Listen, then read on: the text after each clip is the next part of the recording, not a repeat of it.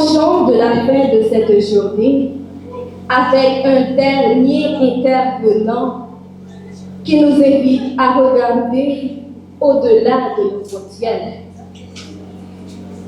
Dans un monde interconnecté, comprendre l'autre, sa culture, ses intérêts, ses enjeux est devenu essentiel.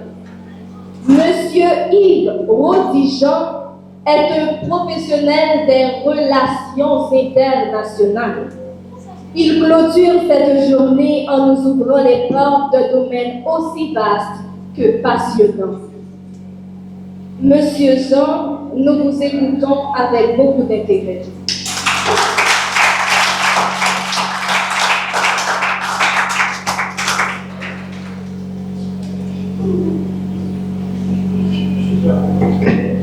Mes chers amis, bonjour, bon après-midi.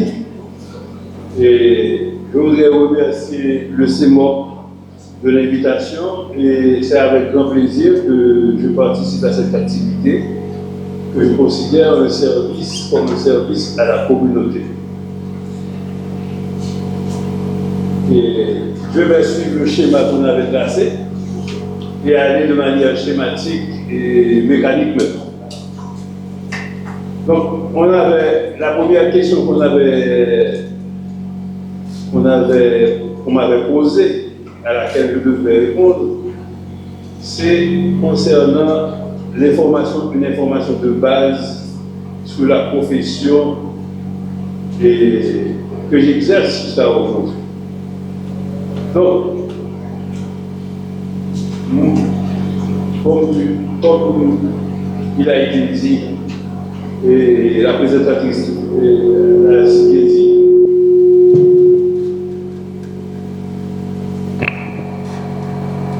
comme la présentatrice l'a dit, j'exerce le métier de diplomate. Pour entrer en diplomatie, tout à l'heure, un ingénieur en informatique. Et pour être ingénieur en informatique, il faut maîtriser les questions de base en sciences pures, en sciences exactes, comme on dit, mathématiques, physique, chimie. Mais pour la diplomatie, ce sont les sciences sociales. Et la diplomatie, ce sont des gens qui ont des capacités en sciences sociales, en sciences normatives, sciences sociales, lorsque nous disons sciences sociales, sociologie, histoire, et géographie, et en sciences normatives comme le droit. Et c'est quelqu'un qui doit maîtriser le droit international. Donc, au départ, tous ceux qui sont dans la salle, à l'instant même, qui vont étudier le droit, et l'histoire, et la géographie, au départ, sont qualifiés pour être les relations internationales. Sont qualifiés pour être diplomate. Parce que la diplomatie fait appel à cet ensemble de connaissances et de formations pour mettre sur le marché les gens qu'on va appeler des diplomates. Être diplomate, c'est savoir négocier. Et non négocier avec votre voisin, mais négocier avec les pays voisins. D'abord, c'est savoir vivre, c'est créer les conditions pour vivre en paix avec les pays voisins. Donc, la diplomatie est la pratique et l'art de la conduite des relations entre les États, entre Haïti et les autres États et les organisations internationales comme l'ONU, l'OEA par le moyen du dialogue, de la représentation et de la négociation. Donc, lorsqu'on est diplomate, on est appelé à dialoguer avec les autres. Un autre qui ne te ressemble pas, qui n'a pas la même culture, les mêmes coutumes de vie. Donc, il faut apprendre à connaître l'autre pour pouvoir dialoguer avec l'autre. La diplomatie a 4 grandes fonctions selon la Convention de Vienne de 1961 sur les relations diplomatiques. Il s'agit de la représentation. Donc, le président de la République, généralement dans tous les pays, nomme les diplomates. En premier lieu, l'ambassadeur. Donc, le diplomate représente non seulement le président de la République, mais aussi l'État, le pays, la population et à laquelle il appartient. Donc, la représentation, comment se fait la représentation? La représentation se fait par l'ouverture d'ambassade. Donc, une ambassade, c'est une représentation d'Haïti à l'extérieur. On ne peut pas avoir d'ambassade d'Haïti en Haïti. Une ambassade s'ouvre à l'extérieur. On ouvre des ambassades à l'extérieur. L'ambassade des consulats. L'ambassade a ses fonctions et le consulat a rempli d'autres fonctions. Donc, la deuxième fonction du diplomate, c'est celle de négocier. Les diplomates négocient, ce sont des agents de paix. Donc, vous n'allez pas le diplomate, on fonctionne de toujours chercher les voies et moyens pour maintenir la paix entre les nations. Donc, la troisième fonction, c'est la promotion. Le diplomate est la promotion de son pays, de sa culture, de ses inventions, de ses atouts, des atouts du pays. Donc, si bien qu'il y a certains pays qui pourraient chercher à nous montrer que leur culture vaut mieux est supérieure à d'autres. Mais le diplomate est une personne qui cherche à non imposer sa culture, mais à défendre sa culture et à faire la promotion de sa culture. Et le diplomate également a une fonction d'information. Lorsque vous êtes à l'étranger, à l'extérieur, vous êtes obligé d'informer au jour le jour votre gouvernement de ce qui se passe dans le pays où vous êtes sans faire de l'espionnage. Donc, lorsque vous êtes, par exemple, vous êtes aux États-Unis, un diplomate doit renseigner au jour le jour le gouvernement de son pays sur tout ce qui se passe dans le pays et qui pourrait représenter un intérêt pour son pays. Donc, par exemple, il y a des mesures restrictives qui ont été prises aux États-Unis pour expulser des migrants. Donc, le rôle du diplomate, c'est d'abord, il doit chercher à comprendre la portée de ces mesures. Qu'est-ce que valent ces mesures? Et quelles sont les conséquences de ces mesures sur le pays et sur nos ressortissants? Donc, ça, c'est son job. Il doit chercher à savoir quelles sont les portées de ces mesures, chercher à savoir quelles sont les conséquences de cette mesure sur le pays. Donc ça, et aussi, le diplomate, dans sa fonction de représentation, doit chercher à défendre et protéger les intérêts du pays et les intérêts de ses ressortissants dans le pays où il se trouve. Donc ça, c'est les grandes fonctions du diplomate. Maintenant, la diplomatie s'exerce à deux niveaux.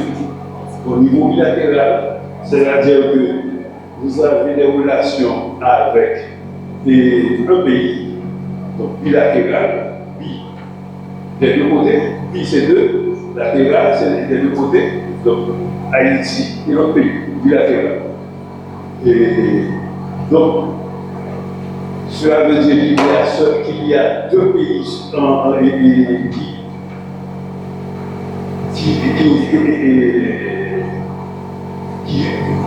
ces relations sont animées par deux pays. Les relations sont animées par deux pays, au type bilatéral. Mais si c'est multilatéral, cela englobe une région, cela peut englober une région, dans le cas de l'OEA par exemple, et l'Organisation des États américains, et cela peut englober l'ensemble des pays du monde. Donc, je parle dans ce cas des organisations découlant de l'Organisation des Nations Unies. Donc, pour cette raison, nous avons une représentation à l'ONU où on a contact avec tous les pays de la Terre. Et, par exemple, à l'OEA, où ce sont seulement les pays de l'hémisphère américain, en partant du Canada pour arriver à l'Argentine. Donc, on a contact avec tous ces pays-là au niveau de l'OEA. Et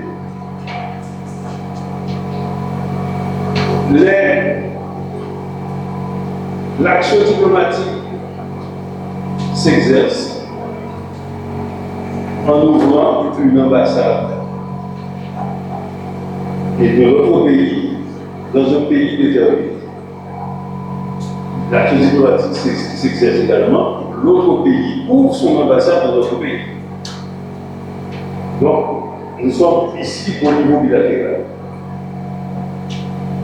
Et nous avons à ce niveau l'ambassade gère les relations politiques entre deux pays. Mais le consulat vient au service de la population qui se trouve dans le pays étranger. Par exemple, si vous allez à Miami, il y a un consulat d'Haïti à Miami. Parce qu'à Miami, il y a une population haïtienne très dense et en fonction de tous ces paramètres, on avait ouvert un consulat à Miami pour desservir la population haïtienne qui se trouve en Floride et dans d'autres États avoisinants.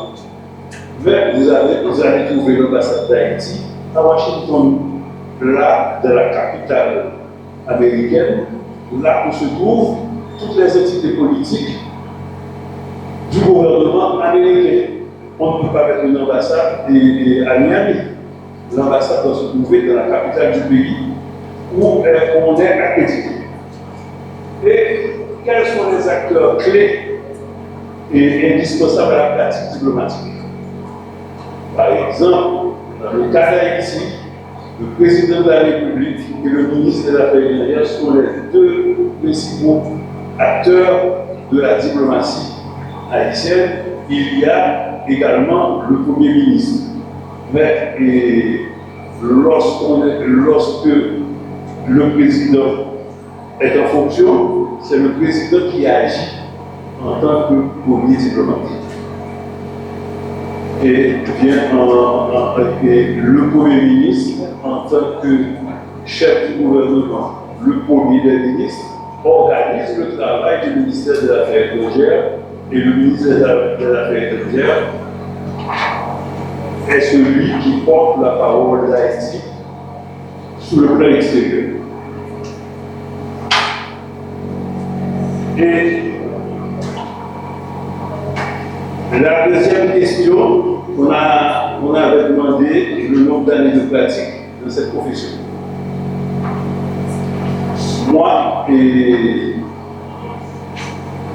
Après des études à la faculté de droit et à l'INAG en droit et en relations internationales, je suis entré sur le concours en 1989 au ministère des Affaires étrangères. Et après une période de stage de 6 mois, j'ai été intégré au ministère des Affaires étrangères en 1990. Peut-être la majorité d'entre vous ici présents n'étaient même pas encore nés. Donc, je suis entré au ministère des Affaires étrangères en 1989 et commissionné en 1990. Par la suite, j'ai travaillé à la direction des affaires juridiques du ministère. J'ai été en poste et à l'extérieur, en République dominicaine. Ensuite, après la République dominicaine au Venezuela. Après le Venezuela, je suis revenu à la République dominicaine. Et jusqu'à 2024, j'étais au Mexique, en poste au Mexique, en qualité de chargé d'affaires. J'ai fait d'autres expériences également. J'étais au CFI, au Centre de facilitation des investissements. Et j'ai prêté mon concours également à la présidence. Donc, de 1989 à nos jours, mon service au ministère des Affaires étrangères, c'est pratiquement 28 ans de carrière. Et on me demande pourquoi j'ai choisi, laissez-moi voir si je suis pas là, pourquoi j'ai choisi cette profession. Et là, mon intérêt pour les relations internationales s'est manifesté, ça fait très longtemps. Et j'étais vraiment intéressé aux questions internationales parce que moi, depuis j'étais en quatrième, j'avais pris mon abonnement du journal Le Nouveliste. J'ai mon abonnement du journal Le Nouveliste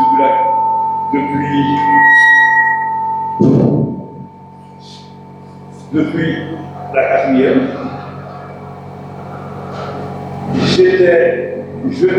Je pourrais dire que j'ai commencé à me former dans le domaine des relations internationales, ça fait depuis mon jeune âge. Par la lecture de certains nombre de publications qui traitaient des questions internationales, en particulier les journaux haïtiens et sur le plan des journaux, des publications comme Le Monde diplomatique. Il y a maintenant une foison de publications sur les questions internationales maintenant, mais dans le temps, il n'y en avait pas beaucoup. Le choix était vraiment restreint. Donc, moi, j'ai choisi cette profession parce que d'abord, c'est un intérêt. Et ensuite,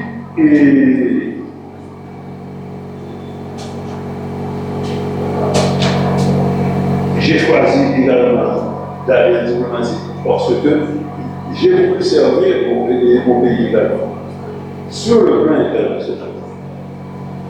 Parce que ne pensez pas que ce qui se disait tout à l'heure ne devrait pas intéresser un diplomate. Au contraire, précisément, actuellement, ce sont les questions liées aux intelligences artificielles et aux productions de matériel informatique telles que les puces électroniques. Ce sont ces questions-là qui génèrent des tensions sur le plan international. Je ne sais pas si vous avez entendu parler de la rivalité entre les États-Unis et la Chine.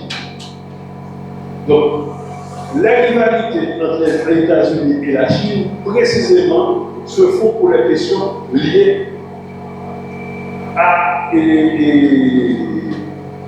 l'informatique, aux intelligences artificielles précisément au terroir. Donc, ce sont des questions qui intéressent au premier chef et le diplomate. Parce que lors des négociations, ce n'est pas le technicien qui va faire les négociations, ce sont les diplomates qui vont faire la négociation. Donc, vous connaissez, vous savez très bien que c'est nous aussi, il y a des négociations entre les États-Unis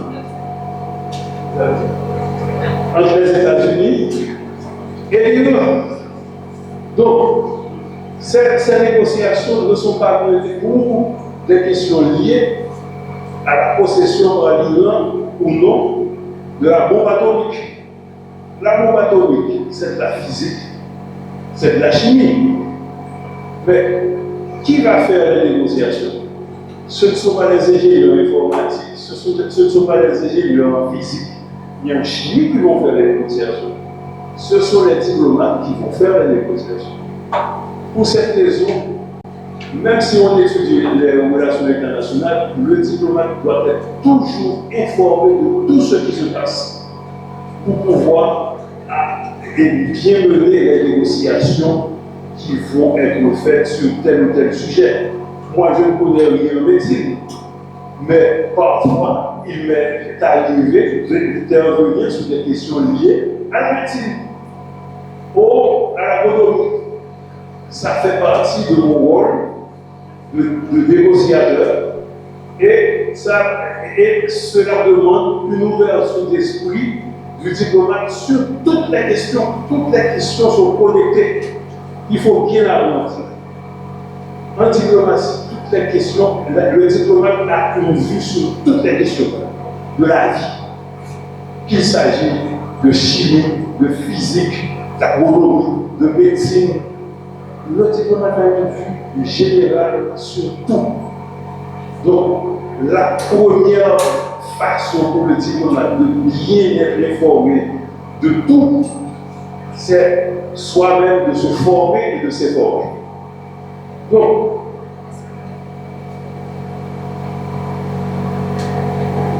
il est demandé quelles sont les difficultés majeures d'intégration professionnelle. Et la difficulté, il y a 30 ans, la question de la diplomatie, des relations internationales n'était pas une question d'intérêt en Haïti. Il y avait très peu d'écoles et très peu de gens intéressés à la question. Mais il y a eu un éclatement durant ces 15 ou 20 dernières années.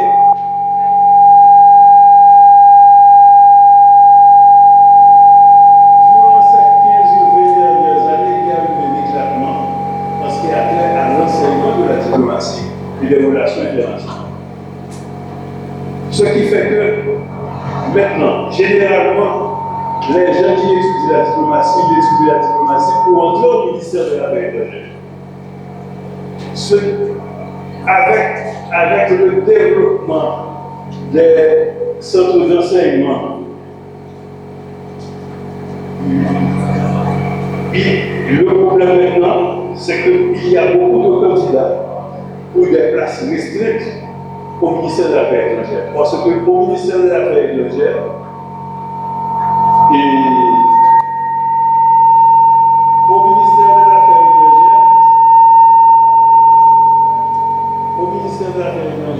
ils organisent le concours d'entrée chaque année, le concours d'entrée à l'académie diplomatique. Parce qu'au ministère, nous avons une école. Et les personnes qui ont déjà étudié le droit, qui ont terminé leurs études de droit, de relations internationales et de géographie, de sciences sociales, ces personnes-là sont aptes à participer au concours d'entrée au ministère de l'Affaires étrangères. Donc, il y a généralement 1000 inscrits pour 25 places. Il y a une pression qui s'exerce sur le ministère de l'Affaires étrangères pour accueillir beaucoup plus de gens. Mais chaque année, le ministère de l'Affaires étrangères n'est en mesure d'accueillir que 25 postulants. Ces 25 postulants vont intégrer automatiquement la carrière diplomatique. Ce que je pense, c'est que avec l'ouverture d'Haïti sur le monde, et quelqu'un qui étudie les relations internationales aujourd'hui peut avoir d'autres possibilités. Parce que les ministres d'autres ministères ont des contacts à l'extérieur également. Le ministère de l'agronomie, le ministère de l'agriculture a des contacts à l'extérieur. Les mairies maintenant développent des contacts, des partenariats, de la coopération à l'extérieur également. Donc il y a un changement de mentalité qui doit s'opérer. Au lieu de faire pression sur le ministère des Affaires étrangères, les mairies, les autres ministères, les organisations de la société civile haïtienne doivent également intégrer dans leur structure des gens qui ont étudié les relations internationales, qui ont une vue globale sur les rapports d'Haïti avec l'extérieur. Donc, pour moi, le changement de paradigme qui doit être fait, c'est qu'au sein de la société haïtienne, on ait beaucoup plus de vues. Par exemple, les grandes entreprises devraient embaucher des gens également ayant une connaissance sur les relations internationales. Parce que ces entreprises-là ont des concurrents à l'extérieur. Et quelqu'un qui a étudié les relations internationales peut valablement conseiller cette entreprise sur ses choix, sur le plan externe. Parce que vendre ses produits à l'extérieur, mais il demande également un certain nombre de qualifications que la personne qui a étudié les relations internationales peut répondre valablement à ces défis. Donc, pour moi, il y a de l'avenir pour les gens qui ont étudié les relations internationales, dans la mesure où la société haïtienne accepte d'intégrer ces jeunes-là dans leur équipe pour les renseigner sur ce qui se passe à l'extérieur. Généralement, nous vivons en vase clos, nous pensons que nous sommes les seuls au monde. Nous ne sommes pas les seuls au monde. Les problèmes vont venir à nous. Les défis vont venir à nous. Il faut quelqu'un qui connaît la question, qui peut renseigner et informer valablement les décideurs sur ce qui se passe à l'extérieur. Et une personne qui a étudié les relations internationales est tout indiquée pour remplir ce monde. Merci beaucoup.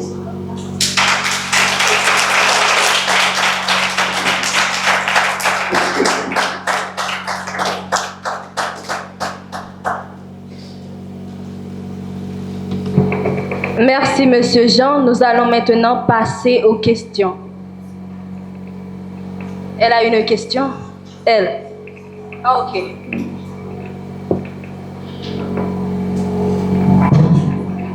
Bonsoir, Monsieur Jean. Bonsoir. Je me nomme Naïma Napoléon et j'ai une question à trois volets pour vous. Et c'est celle-ci. Comment un étudiant peut-il avoir une bourse à travers le ministère des Affaires étrangères? Par quelle entité doit-il passer? Et pourquoi donne-t-on généralement des bourses pour une maîtrise et non pour l'obtention d'une licence? Et pourquoi donne-t-on généralement des bourses pour une maîtrise et non pour l'obtention d'une licence? Et premièrement, le ministère des Affaires étrangères bénéficie de bourses au niveau de la licence. Et venant de certains pays amis. Nous pouvons citer Cuba par exemple. Mais les bourses offertes par Cuba Ce sont des bourses surtout dans le domaine de la science médicale, et informatique, génie, communication, génie et de la construction.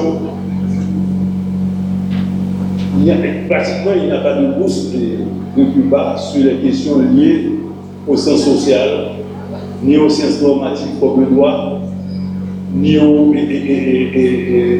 sciences humaines. Il y a le Maroc, autant que je me rappelle, qui donne des bourses au niveau de la licence.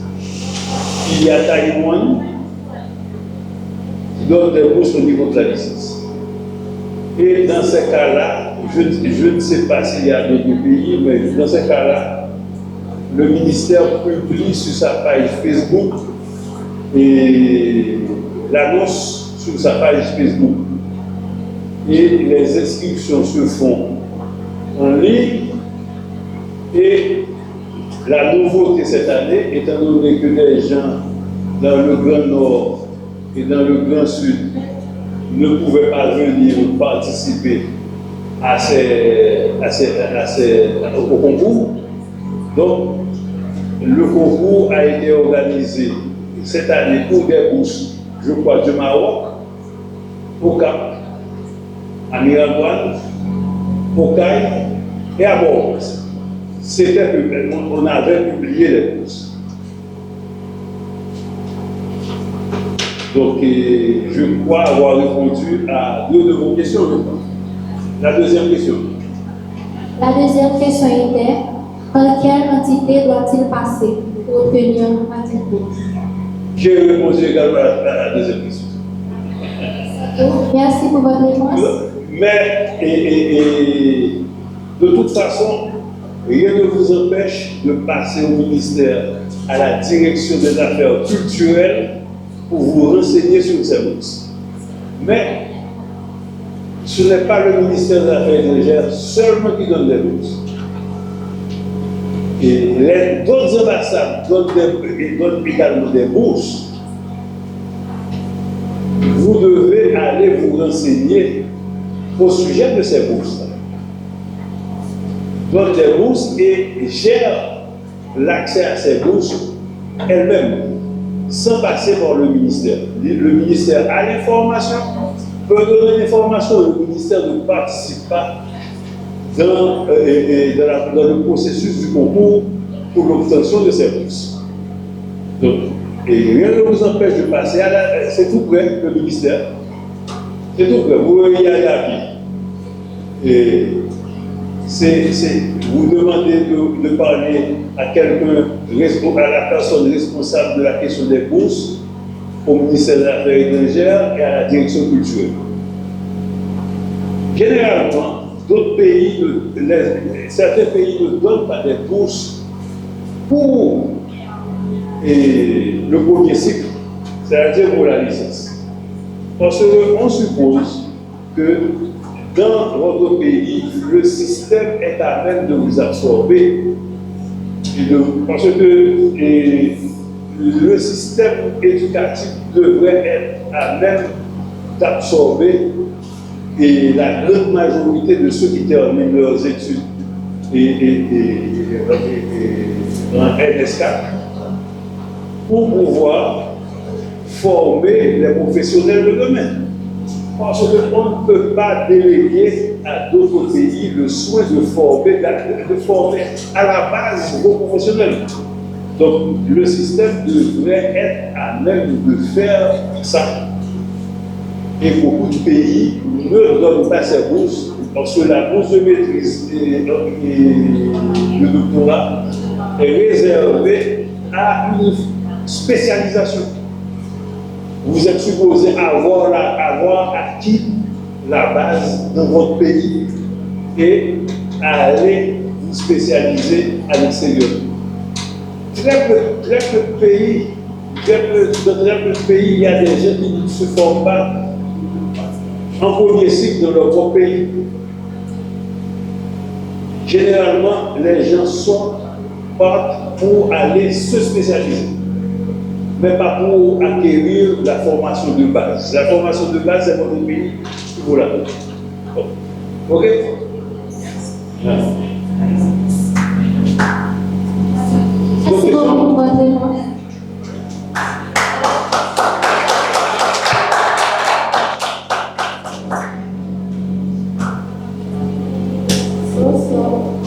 Bonsoir. Merci pour votre présentation. J'aimerais savoir, dans la construction de l'ambassade d'un pays, qui est-ce qui finance? Est-ce le pays lui-même ou le pays dans lequel l'ambassade est construite? Reprends la question. Dans la construction de l'ambassade d'un pays, qui est-ce qui finance? Est-ce le pays lui-même ou le pays dans lequel l'ambassade est construite? Et l'ambassade, c'est un lieu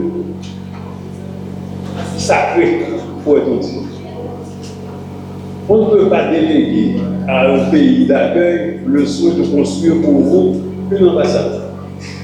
Laissez-moi vous expliquer ce qui s'est passé à Moscou lorsque les Américains construisaient leur ambassade, je crois, dans les années 90.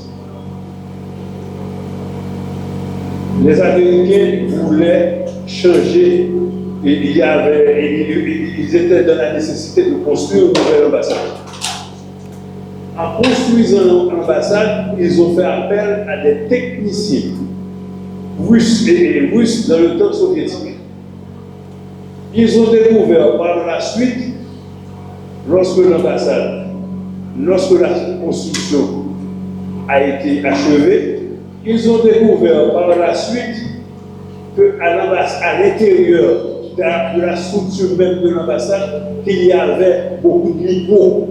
Et ces niveaux allaient servir aux Russes d'espionner les diplomates américains sur ce qu'ils faisaient à l'intérieur de l'ambassade. Donc, c'est pour vous dire que si vous allez construire votre ambassade, il ne faut même pas faire confiance aux ouvriers locaux que vous allez prendre pour construire l'ambassade. Voire demander à un pays de financer pour vous la construction d'une ambassade. Mais, c'est la règle générale.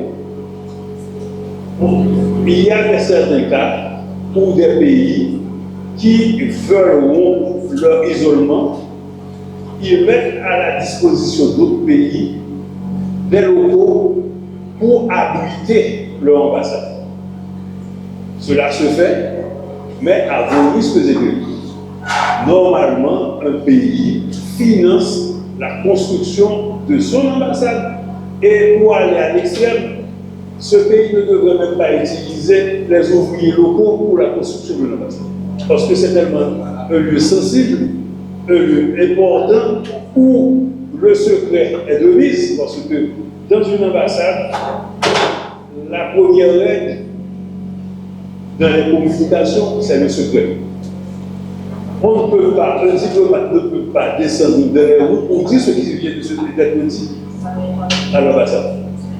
Un diplomate ne peut pas exposer dans les rues, dans les journaux, les instructions qu'il a reçues de ses supérieurs.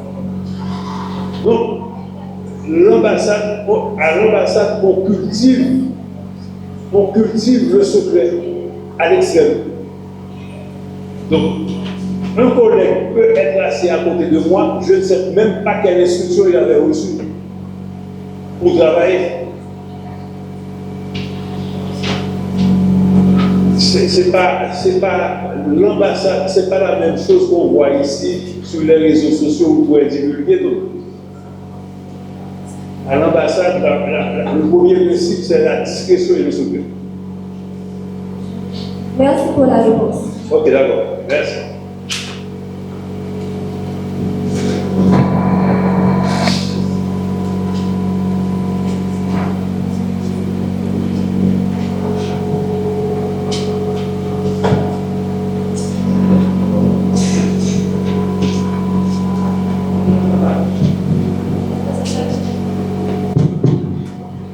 Bonsoir, monsieur.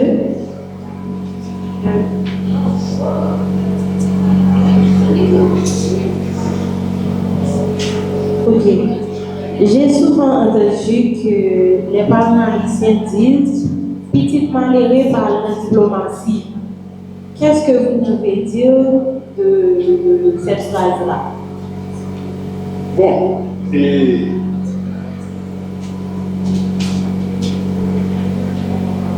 là, à ses débuts, la diplomatie était une activité vraiment sélective, réservée aux gens liés au roi et aux gens de la cour du roi. Et donc, la diplomatie, c'était une activité liée aux jeunes de la noblesse. Mais avec le temps, vous avez fait des études, moi j'ai fait des études, tout le monde a fait des études. La diplomatie ne peut plus être réservée aux gens liés à la noblesse, liés à la cour du roi. Autrement, aux familles aisées, aux familles riches, c'était vrai dans le temps, mais pour eux, actuellement non. Pourquoi? Parce qu'on organise un concours. Et le concours est ouvert à tout le monde. Le concours est ouvert à tout le monde. Moi, je suis entré sur le concours au ministère des Affaires étrangères. Cela ne veut pas dire qu'il n'y a pas d'influence politique pour placer telle ou telle personne au ministère. Il y en a, il y en aura toujours. Certains pays ont résolu cette question, parce que certains pays ont résolu cette question en octroyant un certain nombre de quotas politiques au personnel politique du pays. Par exemple, lorsque j'étais au Venezuela, le quota était 75-25. 75% des diplomates étaient des diplomates de carrière et 25% étaient des diplomates nommés par des politiques. Et ces diplomates, pour entrer dans la carrière, devraient passer par le processus du concours. Vous pouvez être admis dans la diplomatie par des voies politiques, mais lorsque c'est pour un temps, tandis que celui qui entre dans la carrière, c'est pour 30 ans ou même plus. Donc, pour vous dire qu'il y a deux voies. Soit vous choisissez la voie de la carrière, et si vous êtes très pressé, vous choisissez la voie politique. Moi, qui vous parle, je n'ai pas de dette envers quiconque. Je suis entré au ministère des Affaires étrangères par la deux portes. J'avais fait un choix.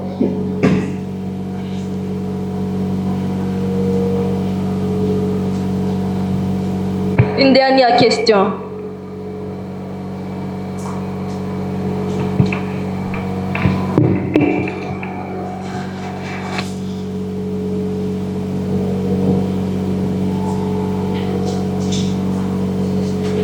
Ok. Avant tout, je vous remercie pour votre intervention. Oui. Vos éclairages sur les relations internationales nous ont été beaucoup utiles.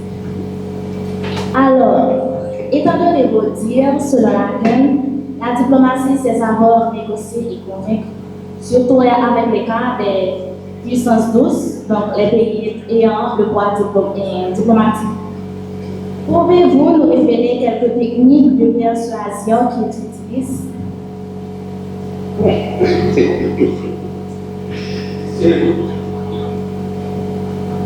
C'est un peu complexe. Cela dépend de quelle position vous vous trouvez.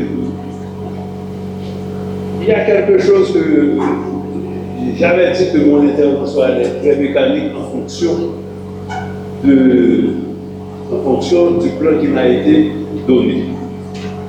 Et je demande la permission d'être un peu long, parce que pour bien comprendre la diplomatie haïtienne, il faut remonter à l'histoire de ce pays.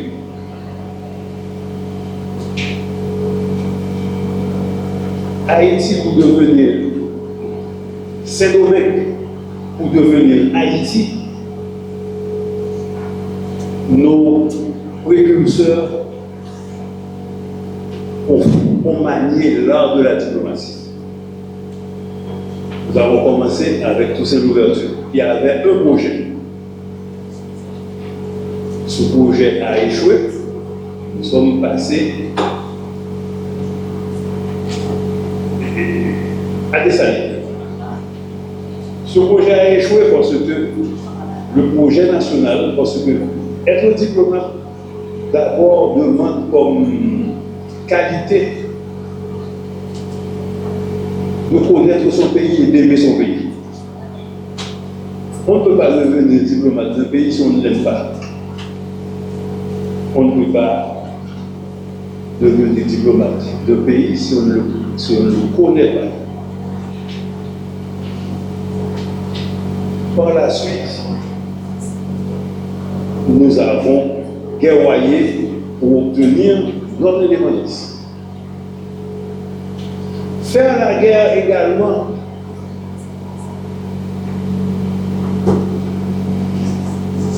fait partie de l'arsenal diplomatique. Pour faire la diplomatie, nous devons avoir une armée correcte. N'écoutez pas les gens qui vous disent non, on n'avait pas besoin d'armée, non. Et si vous voulez négocier avec quelqu'un, cette personne-là doit savoir que elle ne peut pas ce pays doit savoir qu'il ne peut pas vous imposer certaines choses. Donc, lorsqu'on va négocier, lorsqu'on n'a pas tous les attributs pour mener à bien sa diplomatie, on va négocier en position de faiblesse. Mais parfois, il faut être vraiment intelligent pour faire de sa faiblesse une force. Par exemple, si vous êtes faible, vous allez chercher des alliés et qui pourront vous appuyer dans certaines situations. C'est pour vous dire que pour négocier, il faut un ensemble de paramètres. Vous devez maîtriser un ensemble de paramètres.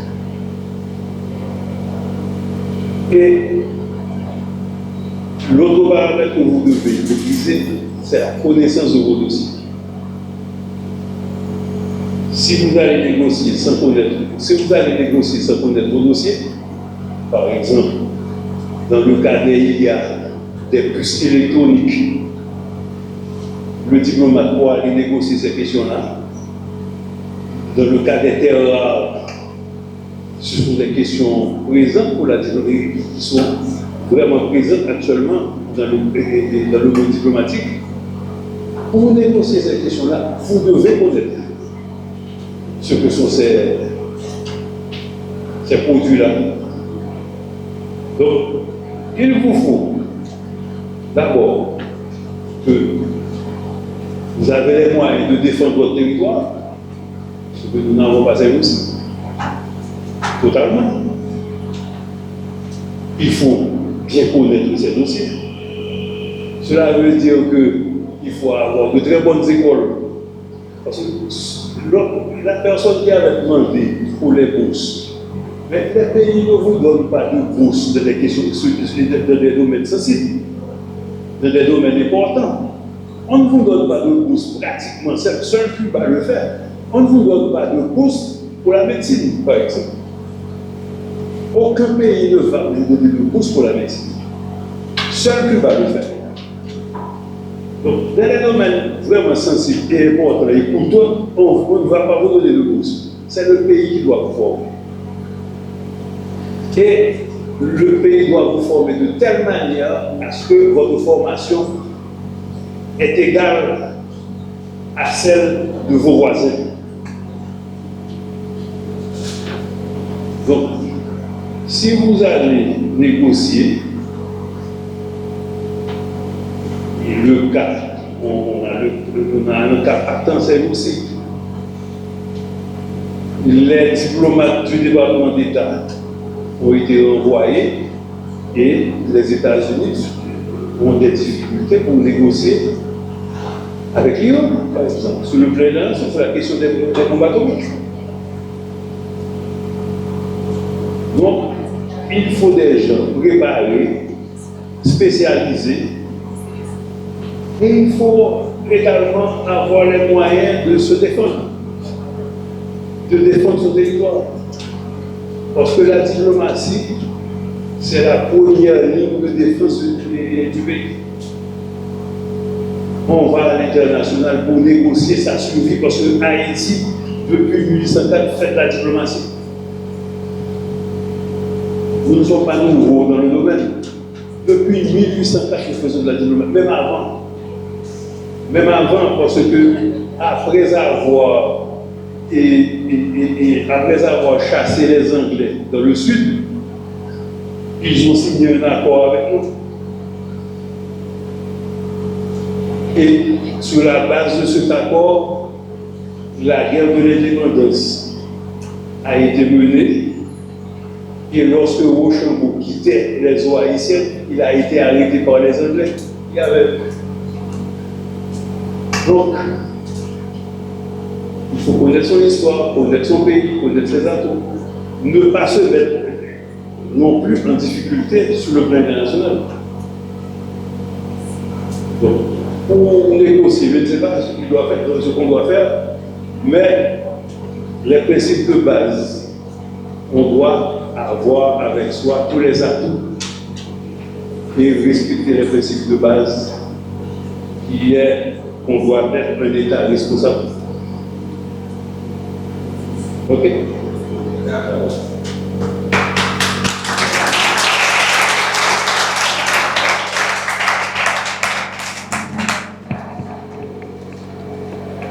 Au nom des organisateurs et de l'ensemble des participants, nous adressons nos plus sincères remerciements à Monsieur Yves Rodigean pour cette intervention qui clôture magnifiquement notre journée.